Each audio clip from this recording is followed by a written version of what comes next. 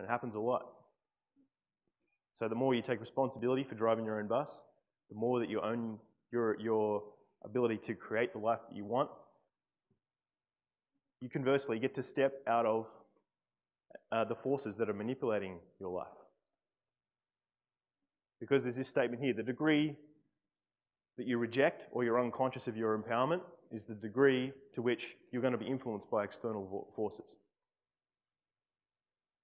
And if you look at self-actualized people, as in people that have a sense of empowerment and a sense of completion in certain areas of their lives, one of the defining factors is that they have a really powerful ability to own their own influence and change inside their own lives. They're not living as victims of the world. They're living as creators inside the world. Which brings me to my next point.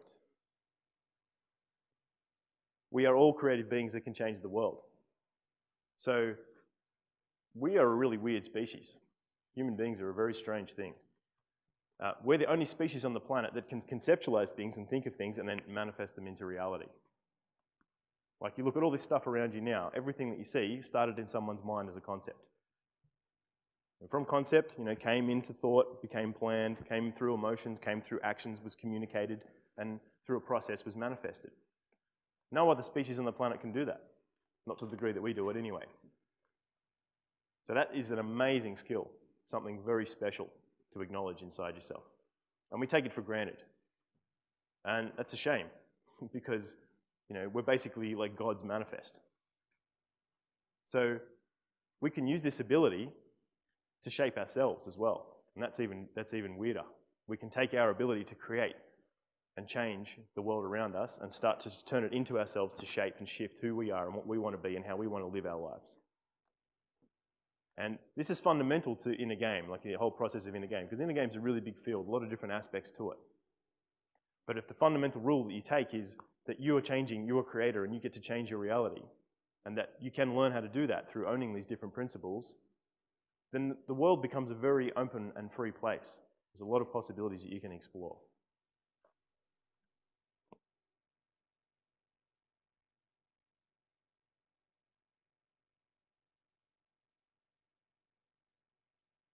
And we all collectively come together and create these experiences together.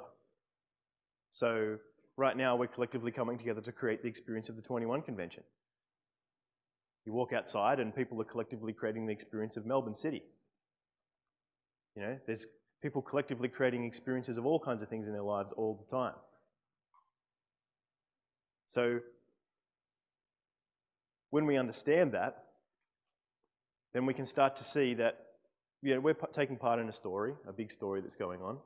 And a lot of that story is actually based on previous preconceived, regurgitated ideas, like memes or just passed down philosophies and ideas that have come from ancestral culture.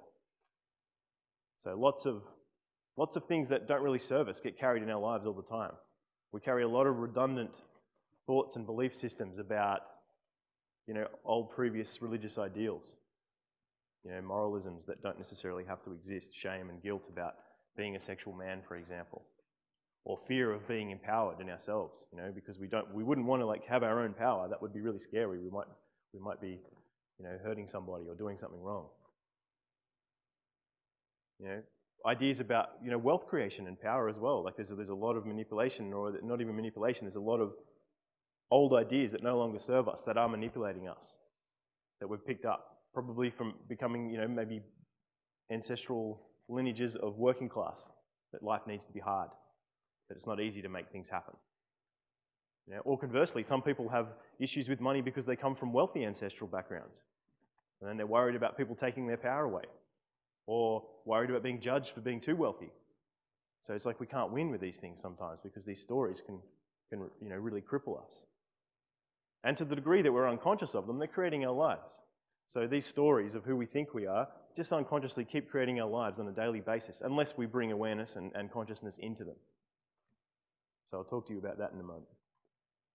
So really, one of our greatest tasks in life is to look at what is no longer relevant and how can we update it with awareness. How can we choose different programs? How can we choose different options, possibilities, directions, and freedom in our lives? So these are some examples. Romantic ideals. That's a big one I wanted to talk about. Like the idea of like this Disneyland fantasy of finding the perfect partner, that someone's going to complete you, that will make you happy. This thing outside yourself that is this golden illusion of this perfect woman that is going to make your heart complete. It doesn't exist. And even if it did exist, if you could create it, because we can create illusions and we can step into them for a short period of time, it's going to get taken away at some stage. And when it does, we have a big crash. Everything becomes hell. So if you see it as a romantic illusion, then you can see it for what it is, and you can experience golden moments with women, and you can have amazing fantasies together, but you can recognize that this is just a fantasy as well, and that you can claim your empowerment and your completeness inside yourself, so you're not dependent on her outside yourself. You're not dependent on the relationship. You're not dependent on needing a relationship and trying to fulfill this idealistic romantic ideal, which has been passed down from our ancestry and projected onto us by media, etc. So I talked about, the fear of wealth creation. And social rules is another one as well. So we're going to see this, you guys will see this a lot. If you guys are out there wanting to evolve your lives and wanting to change and transform, particularly when it comes to developing social skills and approaching women, you come up against all the old rules around, you can't talk to strangers, that's bad. You can't just go and say hello to somebody, that might feel awkward, and then they might feel offended, or you might be disrupting their time. Yep.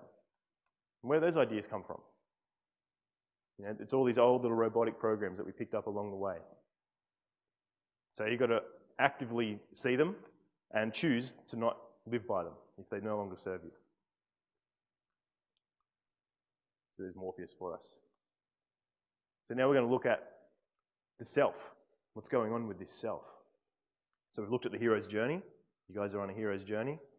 We've looked at your creative beings. You create your lives and you're responsible for that. And if you don't, you're basically going to be under the influence of old redundant thought forms and ways of being that are just around you and in you all the time anyway. And the last thing is, the next thing I want to talk about is looking at, what is yourself? You are not yourself. Now, this is something I do a lot of contemplation on a regular basis. It's a very slippery thing, and I really love to get my mind, into the ideas of it, and also then experience my mind, not being involved with it as well, which I'll give you guys an experience of in a moment. Is that one way of looking at the concept of ourselves is that we are not a self, we have a self. And this is thrown around a lot, the ideas of awareness and presence and things like that. And the truth is you are not only your mind. We'll test that in a moment. There's something more elusive and powerful going on behind the mind. And it's a very, very powerful thing to be connected with. It taps us into intuition, it taps us into our hearts, it taps us into our embodiment, it taps us into the environment around us. And the mind is operating within us to serve us, but it is not the totality of our being, as much as we live in it so much in our society. So we'll do a little exercise now.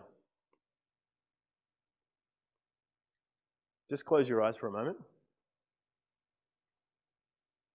And I want you guys to ask yourself a few questions, and we'll just explore what is this concept of self.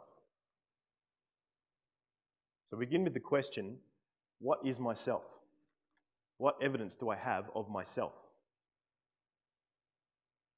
Where does myself exist?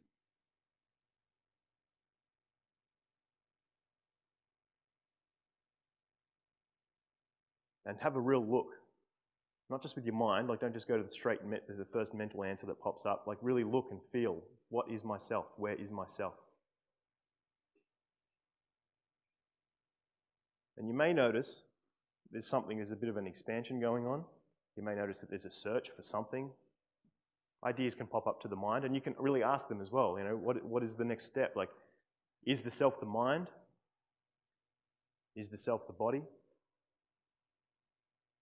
Is it some combination of those things? Is it something else? Now ask the next question. The next question is, what is this concept of self that you're experiencing happening within? So what I mean by that is, what is outside of your mind? What do you sense is beyond your mind?